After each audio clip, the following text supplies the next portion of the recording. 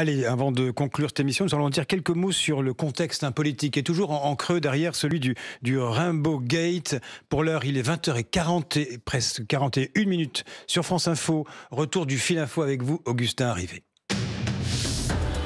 Éviter de revoir, comme la semaine dernière, des bureaux de vote fermés. Dimanche prochain, c'est le combat actuel de la mairie de Marseille. France Bleu Provence nous apprend que la prime donnée aux agents qui tiennent les bureaux, cette prime va être considérablement augmentée, 350 € contre entre 160 et 250 € dimanche dernier. Entre deux tours tendus dans certains territoires, c'est le cas en Pays de la Loire où un débat télévisé devait se tenir ce soir entre les têtes de liste encore en lice. Débat annulé après que la candidate Les Républicains Christelle Morancet a quitté les locaux de la chaîne Télé Nantes. Le directeur décrit une altercation verbale violente en coulisses entre la candidate et son adversaire écologiste Mathieu Orphelin.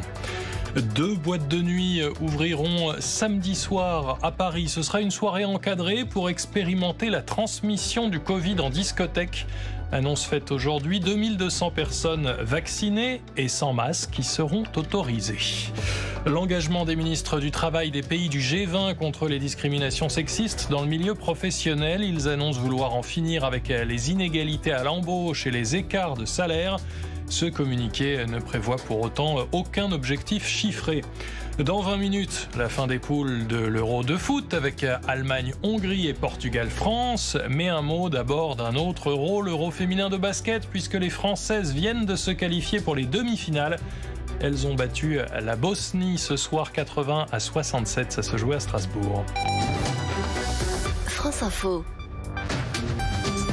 20h, 21h, les informés, Jean-François Akili.